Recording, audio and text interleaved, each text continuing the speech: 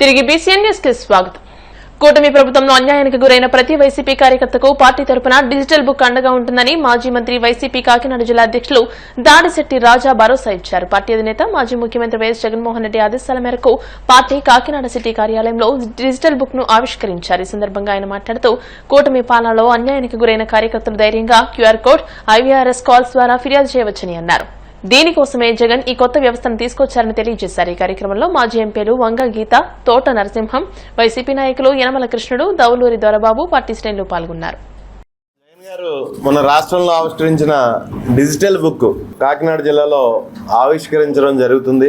ముఖ్యంగా అన్యాయానికి గురైన వైఎస్ఆర్ కాంగ్రెస్ పార్టీ కార్యకర్తలకి అండగా నిలబడడం కోసం, వైఎస్ఆర్ కాంగ్రెస్ పార్టీ కార్యకర్తల బాధలు తెలుసుకుని తదనంతరం ప్రభుత్వం వచ్చిన వెంటనే వాటికి పరిష్కారం చూపించే విధంగా ఈ డిజిటల్ బుక్ ఆవిష్కరించడం జరుగుతుంది. ఇందులో 2 రకాలుగా దీన్ని వాడుకోవచ్చు. క్యూఆర్ కోడ్ స్కాన్ చేసుకుని మన మొబైల్ ద్వారా ఎంటర్ అయితే మన కంప్లైంట్ రిజిస్ట్రేషన్ కోసం అందులో మనం రిజిస్టర్ చేసుకోవచ్చు. ఐవీఆర్ఎస్ కాల్ ద్వారా 04049171718 నెంబర్కి కాల్ చేసి మన కంప్లైంట్ రిజిస్టర్ చేయొచ్చు. మరొకసారి అన్యాయానికి గురైన వైఎస్ఆర్ కాంగ్రెస్ పార్టీ కార్యకర్తల కోసమే ఈ కార్యక్రమం అని తెలియజేయడం అవుతుంది. అదేవిధంగా ఒక చిన్న ఎగ్జాంపుల్, నా నియోజకవర్గం తుని నియోజకవర్గంలో మరి ఎన్నికలు అయిపోయిన వెంటనే 1-2 నెలల వ్యవధిలో ఒక నాయకుడు వైఎస్ఆర్ కాంగ్రెస్ పార్టీ నాయకుడిని హత్య చేయడం జరిగింది. ఆయన 5 రోజులు హాస్పిటల్లో మృత్యువుతో పోరాటం చేసి మరణించడం జరిగింది.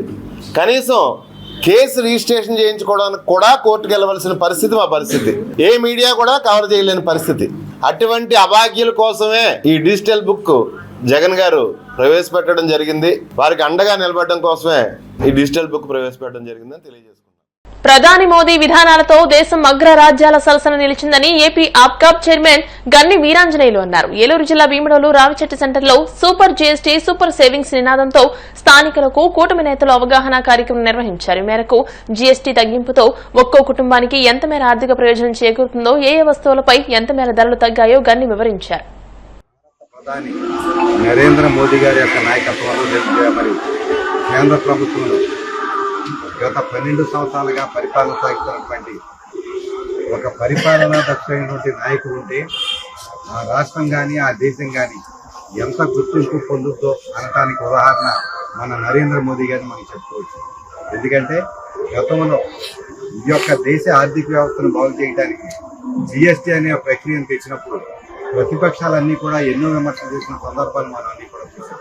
అవన్నీ కూడా దాటుకుంటూ ఈవేళ అమెరికా లాంటి ఒక అగ్రరాజ్యం భారతదేశం మీద ఎన్నో ఆంక్షలు విధించి 50% నుంచి 100% వరకు కూడా సుంకాలు పెంచినప్పటికీ కూడా భారతదేశంలో ఉన్నటువంటి ఆర్థిక వ్యవస్థ దెబ్బతినకుండా ఎవరైతే సామాన్య ప్రజలు ఉన్నారో, సామాన్య జీవులు ఉన్నారో వాళ్ళందరి జీవనానికి కూడా ఎటువంటి ఇబ్బంది లేకుండా గతంలో విధించినటువంటి జిఎస్టీని భారీ స్థాయిలో తగ్గిస్తూ నరేంద్ర మోదీ గారి యొక్క ఆధ్వర్యంలో ఉన్నటువంటి కేంద్రంలో ఉన్నటువంటి ఎన్డీఏ ప్రభుత్వం నిర్ణయం తీసుకున్నటువంటి సందర్భంలో ఈ కార్యక్రమం యొక్క వివరాలన్నీ కూడా గ్రామాన ఇంటింటికి మనం ఎవరైతే ఇక్కడ Telugu Desam party, Janasena party, Bharatiya Janata party కుటుంబ సభ్యులు ఉన్నామో మనం అందరం కూడా ఖాళీగా ఉన్నప్పుడు రోజు కూడా ఒక 2 గంటలు ఈ కార్యక్రమానికి వెచ్చించాల్సిన అవసరాన్ని కూటమి నాయకులందరికీ కానీ అధికారులకు కానీ.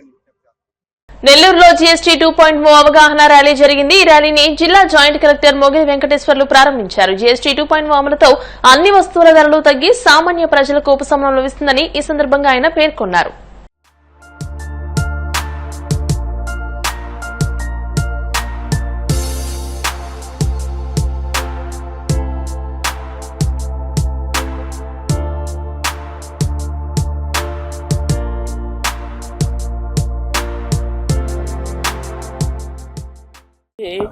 సూపర్ సేవింగ్స్ అనే కార్యక్రమం దాన్ని మన ప్రజల్లోకి తీసుకెళ్ళడానికి, అవేర్నెస్ కల్పించడానికి ఒక ర్యాలీని ఏర్పాటు చేశారు. ఈ రోజు మన జాయింట్ కమిషనర్ గారు కమిషనర్ ట్యాక్స్ వారి ఆధ్వర్యంలో ఒక కార్యక్రమాన్ని ఏర్పాటు చేశారు.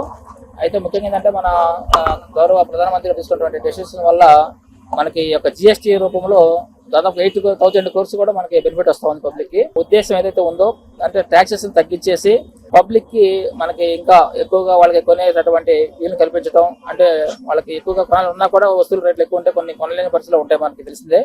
కాబట్టి వాళ్ళందరికీ కూడా తక్కువగా చేసేసి ట్యాక్స్ ని చేయడం వల్ల వాళ్ళు ఎక్కువ మంది దాన్ని బెనిఫిట్ ఉపయోగించుకొని ప్రయోజనం పొందే అవకాశం ఉంటుంది. కాబట్టి ఈ సందర్భంగా మనం ఇది అవేర్నెస్ కల్పించడానికి పబ్లిక్ కి మనం ఇక్కడ ర్యాలీని ఏర్పాటు చేయడం జరిగింది. కాబట్టి ప్రజలందరూ కూడా దీన్ని దృష్టిలో పెట్టుకొని మనకి ఏదైతే కమర్షియల్ ట్యాక్స్ ద్వారా తగ్గించారో, జిఎస్టీ ద్వారా తగ్గించారో ఆ ట్యాక్స్ రూపంలో వచ్చే బెనిఫిట్ పొందుతూ ఈ యొక్క అవకాశం సద్వినియోగం చేసుకోవాల్సిందిగా కోరుకుంటున్నాను.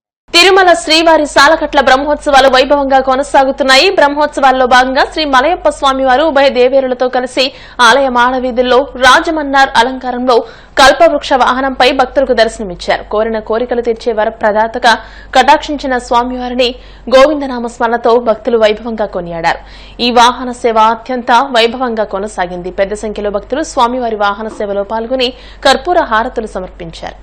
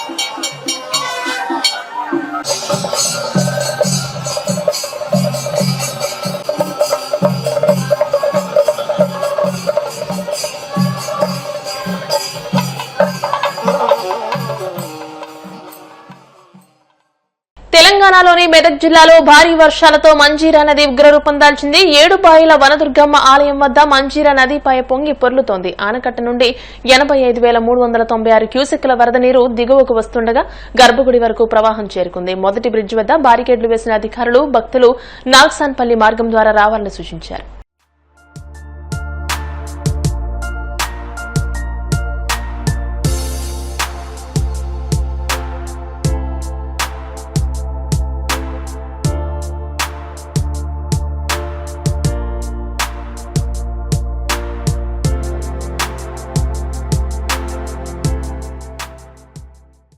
వార్తను ముగించే ముందు ముఖ్యాంశాలు మరోసారి.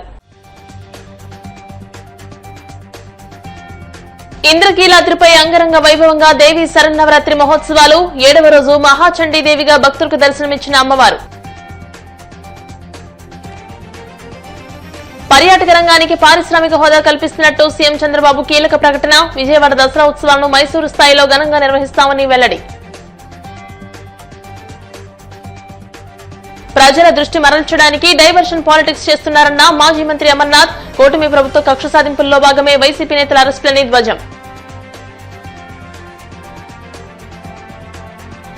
తిరుమలలో వైభవంగా శ్రీవారి సాలకట్ల బ్రహ్మోత్సవాలు. కల్పవృక్ష వాహనంపై తిరుమల వీధుల్లో విహరించిన మలయప్ప స్వామి. ఈ వార్తలు ఇంతటితో సమాప్తం. మరిన్ని వార్తల కోసం BCN digital YouTube channel, Facebook page ని ఫాలో అవ్వండి. అప్డేటెడ్ వార్తల కోసం ప్లీజ్ సబ్స్క్రైబ్.